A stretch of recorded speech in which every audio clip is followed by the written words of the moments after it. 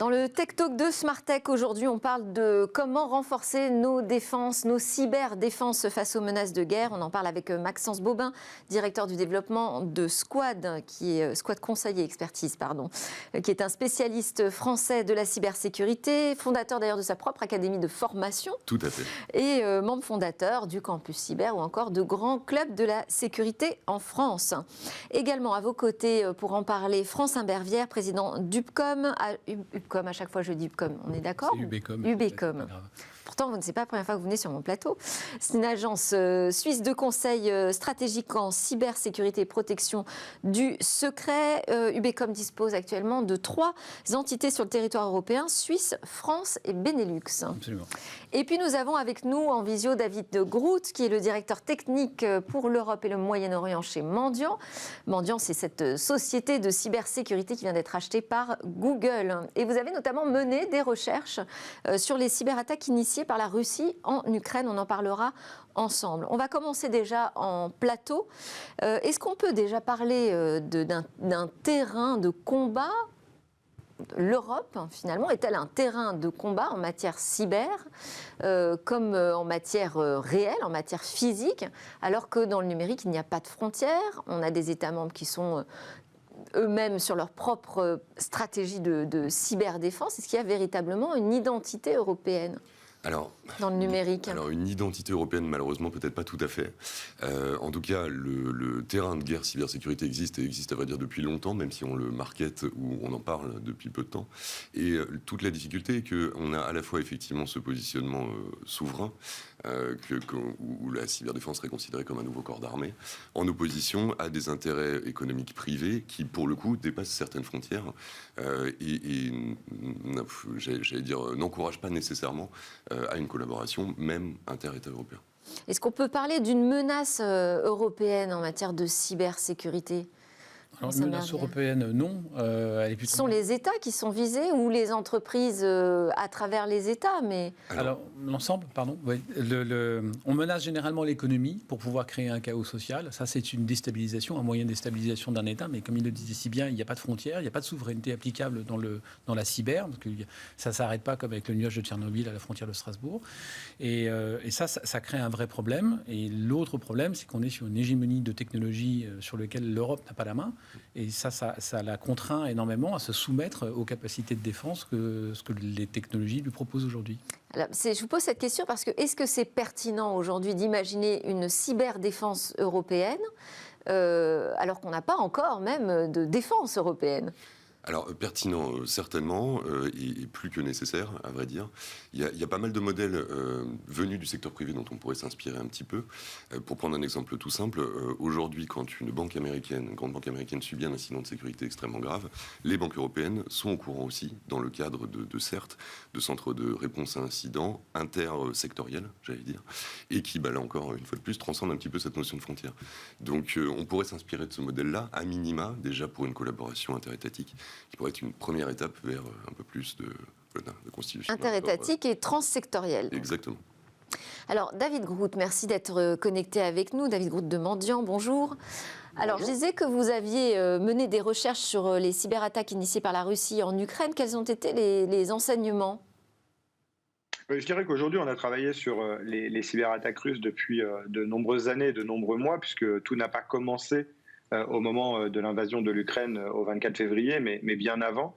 Et donc, les enseignements majeurs sont que le cyberespace est clairement un des éléments de la guerre, un des éléments utilisés par les attaquants, aussi bien pour faire de l'espionnage que, une des personnes le mentionnait tout à l'heure, du chaos et créer la peur des citoyens pendant une attaque informatique. Donc aujourd'hui, on a vraiment vu, je dirais, 2 grandes tendances majeures, ou même 3 grandes tendances majeures. La première qui est autour du cyberespionnage en amont de l'invasion et de l'attaque, donc mieux comprendre comment va être protégée la victime et mieux anticiper les réactions de l'ensemble des pays de l'État membre de l'Union européenne. Et puis ensuite, pendant les opérations, tout ce qui va tourner autour soit de la destruction donc de l'attaque directe pour empêcher l'Ukraine de pouvoir réagir ou continuer à vivre correctement, et tout ce qui va tourner autour de la mauvaise information, la désinformation des utilisateurs pour créer ce sentiment de chaos et de peur sur le territoire ukrainien. Alors sur la partie désinformation, il y a eu des réactions assez rapides au niveau de l'Europe, des décisions collégiales finalement, de couper les canaux de communication de la Russie, notamment je pense à RT. Sur la partie cyberespionnage, ça c'est un peu votre domaine, Francine Bervière, puisque vous êtes dans la protection du secret des affaires. Comment est-ce qu'on peut davantage, mieux s'organiser en Europe sur cette question ? Alors, en Europe, je sais pas trop, mais en France, en tous les cas, entre l'Allemagne, la France et la Grande-Bretagne, où il y a des accords triviaux qui sont plutôt bien en place, il pourrait y avoir un peu plus de dynamique dans la démarche. Et puis, il pourrait surtout y avoir des accords entre l'État et les grands acteurs des services numériques, comme on l'avait suggéré le 25 février en saisissant Monsieur le Premier ministre et puis l'ANSSI, en leur demandant de mettre à disposition tous les IOC, qui sont des fichiers de détecteurs de compromission, à l'ensemble de la communauté, parce que nous, on a toujours considéré... Alors attendez, on va préciser, parce que ça, c'est un point quand même assez technique. Donc effectivement, vous avez rédigé une lettre, interpellé le Premier ministre français pour que les fichiers indicateurs de compromission soient partagés avec l'ensemble des acteurs économiques. Oui. Que contiennent ces fichiers et pourquoi ne le sont-ils pas aujourd'hui partagés ?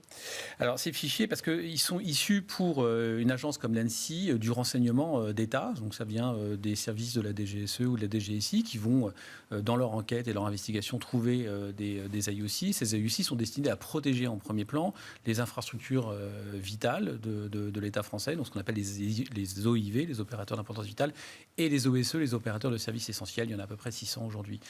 Donc c'est des menaces, ce sont des menaces d'attaque, c'est ça ? Oui, on peut se rappeler en 2014, quand il y a eu l'invasion de la Crimée, par exemple, par la Russie, il y a eu NotPetya qui a été envoyé, destiné à faire tomber les centrales électriques ukrainiennes. Et puis NotPetya s'est propagé au-delà, parce que comme on vient de le dire, il n'y a pas de frontières pour les virus. Et du coup, ça a tapé Saint-Gobain, ça leur a coûté plusieurs centaines de millions, Peugeot, etc. Donc il y a eu des effets collatéraux qui étaient énormes à ça. Et le renseignement français, ou les alliés, avait réussi à obtenir les marqueurs, donc les petits codes de programme qui permettent de détecter la présence de cet éventuel virus malveillant dans les systèmes d'information, en donnant la souche de détection à l'ensemble des organismes sensibles, pour que si jamais il devait arriver sur une centrale française, par exemple, on puisse le bloquer et le détecter. Et pourquoi aujourd'hui, selon vous, on ne partage pas plus facilement ces données ? C'est un petit peu ce que je disais en introduction, c'est-à-dire qu'on a quand même un sujet en Europe, mais qui n'est pas forcément un sujet qui est uniquement cybersécurité, qui est un sujet de qu'est-ce qui relève du national et qu'est-ce qui relève d'un pouvoir un petit peu supérieur. Et on a tendance, dans la mesure où on assimile la cyberdéfense à raison, à un terrain de guerre, et donc à quelque chose relevant de l'État, de l'armée ou du ministère de l'Intérieur, on a du mal, intellectuellement parlant, ne serait-ce que ça, à cette logique de partage. Ça peut être un début. Et puis, il y a quand même quelque chose qui est compliqué. Quand on sait que ça permet de protéger des industries... Exactement, des intérêts vitaux du pays. Et puis, quel est le risque, finalement, c'est ça ma question. Quel est le risque de partager ces fichiers qui indiquent les risques de compromission ? Pour moi, aujourd'hui, il n'y en a plus des risques. Voilà. C'est une posture politique assez vieille, une posture guerre froide, en fait, qu'on retrouve encore dans l'ADN de la grande administration qui garde cette posture de quant à soi. Et c'est une information qu'on a collectée, qui est à nous, on la préserve pour nos intérêts.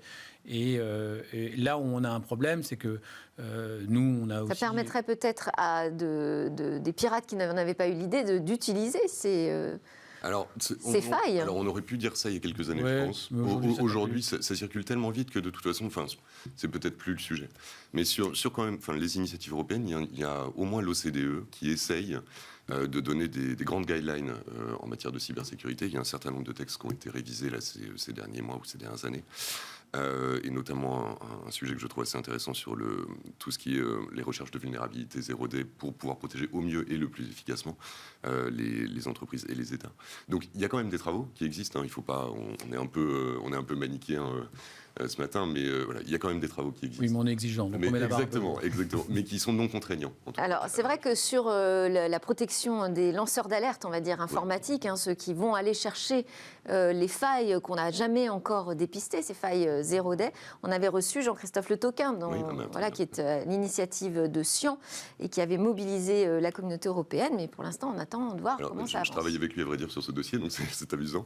Et si vous me dites que ça progresse, ça avance pas mal et le texte devrait sortir en septembre ou en octobre.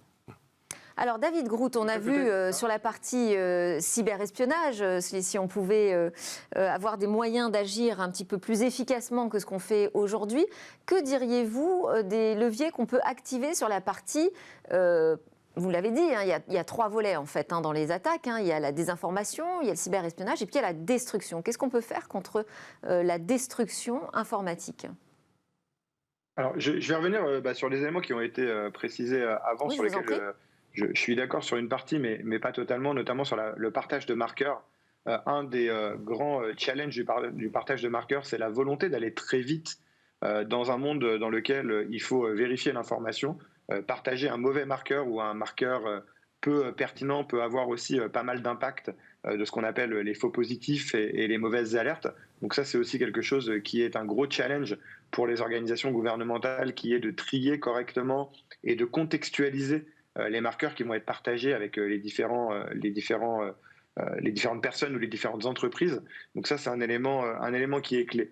D'un point de vue protection ou anticipation par rapport aux attaques qui pourraient détruire, il y a quelques éléments qui sont extrêmement importants. Le premier qui est la connaissance et la compréhension de l'attaque. Et là, je pense qu'aujourd'hui, il y a beaucoup de travaux qui sont faits et qui doivent être continués sur le fait de partager correctement le paysage de la menace, les méthodologies des attaquants, les techniques utilisées, les méthodologies utilisées, puisque pour se protéger face à un ennemi, il faut le connaître. Et aujourd'hui, il faut vraiment avoir cette connaissance de la manière dont fonctionne l'attaquant et de la manière dont il peut viser un réseau informatique. Et le deuxième élément qui est lié un petit peu à cette connaissance, qui est l'entraînement et la préparation. Être capable de tester sa résilience, de se tester dans des conditions réelles, est un élément clé à la réussite lorsque l'on va être cible ou visé par une attaque informatique destructrice.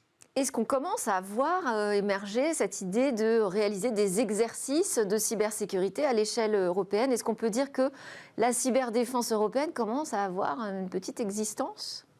Alors au niveau des institutionnels, oui, parce que l'ANSSI est là pour les stimuler dans ces démarches, les accompagner, les aider à se structurer. Ça, c'est au niveau français ? Ça, c'est au niveau français, mais les Allemands font exactement la même chose. Les Belges et les Hollandais sont très en avance là-dessus. Les pays scandinaves sont un peu plus au point là-dessus.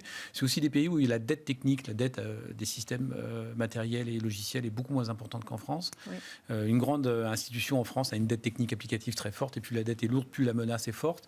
Et c'est de plus en plus compliqué de protéger ces dettes. Quand vous dites une dette, c'est-à-dire un défaut non, ce sont mise des à jour de niveau logiciel ? Voilà, qui ont 10 ans, 15 ans, 20 ans et qui donc sont ce qu'on appelle des frameworks, donc des langages assez vieux sur lesquels il n'y a plus de correctifs disponibles et sur lesquels des nouvelles vulnérabilités. Aujourd'hui en France, on est vraiment en retard là-dessus. Bon, un peu partout, les pays latins et européens de façon générale ont tous des grosses dettes, surtout sur les grosses infrastructures. Les hôpitaux ont une dette technique de l'ordre de 15 à 20 ans en général. L'énergie, c'est à peu près la même chose. Le transport, ça s'est nettement amélioré ces dernières années. Les télécoms, c'est pas terrible non plus. Donc non, on a encore beaucoup de travail. Vous voyez-vous cette Europe en train de se construire autour de la cyberdéfense ? Alors oui, tout à fait. Et puis là encore, sous l'impulsion d'un certain nombre d'organes nationaux, comme l'ANSSI peut l'être, il y a de plus en plus de collaboration inter-États européens et effectivement de partage. Je rejoins tout à fait ce que disait notre troisième invité. Il y a aujourd'hui de plus en plus de rapports quant à la connaissance de la menace et quant à l'identification, les pratiques. Tout ça est de mieux en mieux partagé. Et là, pour le coup, à un niveau, j'allais dire européen, mais peut-être même mondial. Donc ça, c'est un premier point et c'est un bon point de départ, mais on est loin quand même d'une constitution plus solide de tout ça. Et la grosse difficulté reste quand même qu'il faut descendre cette information jusqu'à l'économie civile, comme je dis souvent au stand de crêpes de Quimper, qui est formidablement bon, mais qui lui ne bénéficie d'aucune protection, n'a pas la culture, n'a pas les moyens. Son métier, c'est de vendre des crêpes, c'est pas de se protéger sur son fichier client. Et toutes ces organisations, au travers des chambres de métiers, les chambres de commerce ou des syndicats professionnels, il faudrait que justement l'ANSSI, le Comcyber... Aujourd'hui, c'est de leur compétence de protéger les collectivités, les localités. Absolument, c'est ce que font les professions réglementées aujourd'hui avec les avocats ou les administrateurs judiciaires, les huissiers de justice qui sont maintenant doivent répondre à des obligations. Le Ségur de la santé change la donne aussi pour les professionnels de santé et les contractants, mais il y a encore un travail. Et là encore, tout ça relève un petit peu de l'initiative nationale. Là où le problème de fond, je trouve, dans tout ça, c'est que l'éducation à la cybersécurité est aujourd'hui quelque chose qui est soit apporté par des organes, effectivement, comme l'ANSSI pour un certain nombre d'instituts publics, soit dans les entreprises privées, une culture qui est de plus en plus ancrée, puisque beaucoup plus exposées, en tout cas les entreprises de type CAC 40 ou SBF 120, beaucoup plus exposées à des menaces internationales. Mais cette culture reste un peu verticale et vraiment vient des entités de sécurité ou à la limite du contexte réglementaire de l'entreprise. Il y a peut-être aussi une solution ou une réponse à trouver à un niveau national et à un niveau européen dans l'éducation, tout simplement, et dans la sensibilisation à ces menaces-là, plutôt que ce qu'on fait aujourd'hui un peu tardivement en entreprise. Alors on revient à cette idée de créer un ministère du numérique et de la cybersécurité. À voir, nous verrons avec la prochaine présidence, peut-être. Sait-on jamais. Ce sera peut-être la bonne surprise. David Groot, je précisais que Mandiant était racheté par Google. Ça va nous permettre de parler aussi de ce qui se passe en matière de cyberdéfense aux États-Unis. Les États-Unis, c'est aussi un vaste territoire avec des États qui peuvent avoir des règles différentes. Est-ce qu'il vous semble que la coordination sur la cyberdéfense est déjà bien enclenchée aux États-Unis, chez nos alliés ? Alors je dirais oui, globalement, la coordination à haut niveau est bien enclenchée. Je pense qu'un des éléments majeurs que l'on voit apparaître aujourd'hui en Europe, mais qui est encore relativement récent, c'est la compréhension du risque cyber au niveau étatique et donc de l'engagement que met l'État sur le partage d'informations, l'éducation dont on parlait il y a quelques minutes, qui sont des éléments clés. Aujourd'hui, on rencontre encore énormément, notamment dans le monde PME, PMI, d'entreprises qui se sentent très très loin de ces problématiques, même si elles ne se rendent pas compte que cela pourrait avoir un impact vital sur leur existence et pourquoi pas aussi sur l'existence d'un écosystème, puisqu'on est notamment en Europe dans une philosophie économique qui travaille énormément sur les écosystèmes. Quand on parle de grands groupes français ou de grands groupes européens, la plupart du temps, on a une centaine ou plus de petites PME de pointe qui travaillent pour eux directement ou indirectement. Et c'est ces maillons de la chaîne qui souvent se sentent un peu loin de la cybersécurité et du risque qu'elles induisent dans l'ensemble de la sécurité de l'État. Donc je dirais que nos alliés, notamment aux États-Unis, ont pris ce risque cyber depuis plusieurs années à bras-le-corps, notamment dès 2013-2014 avec le cyberespionnage chinois qui a eu un impact sur l'économie américaine. Et depuis, il y a vraiment un focus et une volonté d'amélioration de la capacité cyber de l'État, du gouvernement, des États fédéraux, mais aussi de l'ensemble des entreprises à l'intérieur de l'État. Et ça, c'est un élément qui est très différenciant. Alors, comment est-ce qu'on peut opérer ce virage pour créer véritablement un écosystème uni ? On a vu la naissance du campus cyber à Paris. J'imagine que c'est une première brique. Ça ne suffit pas ? Non, effectivement. Alors, c'est un début et c'est une excellente initiative, déjà d'asseoir tous les acteurs de la scène cyber, quelle que soit leur taille et quel que soit leur métier. Oui, de la recherche, du privé ou du public. Et leurs origines. Et leurs origines, oui, tout à fait, autour de la même table, ou presque.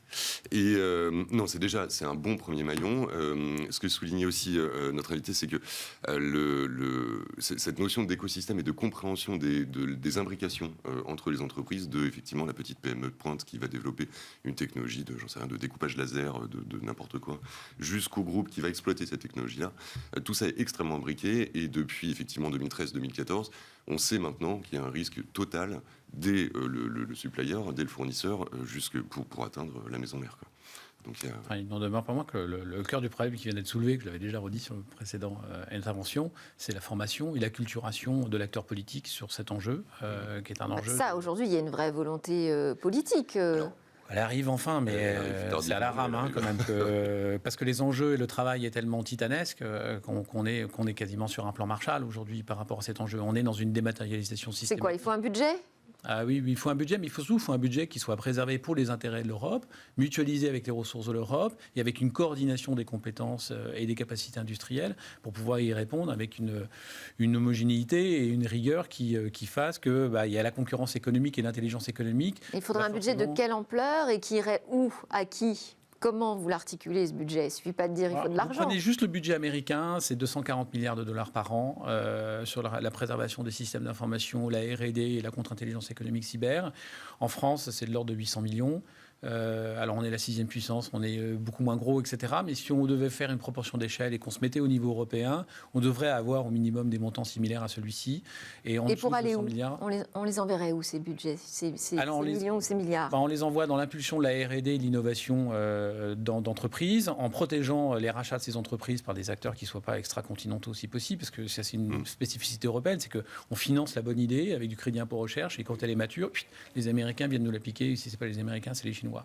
Donc ça, il faut siffler la fin de la récré là-dessus et protéger ces investissements publics pour interdire le transfert de la propriété intellectuelle et de la connaissance à des pays tiers, parce que la souveraineté de l'enjeu numérique aujourd'hui, c'est demain le libre arbitre du citoyen qui est en cause. Si on perd la maîtrise de nos systèmes d'information qui gèrent nos données, et notre société et notre vie à tous, demain matin, on va perdre notre libre arbitre politique. Et un tout petit peu plus long terme, effectivement, dans tous les, dans l'éducation, mais à un niveau beaucoup plus tôt, finalement, dans les cursus, et de déjà sensibiliser aussi au risque cyber. Il faut démarrer là. Le plus tôt possible.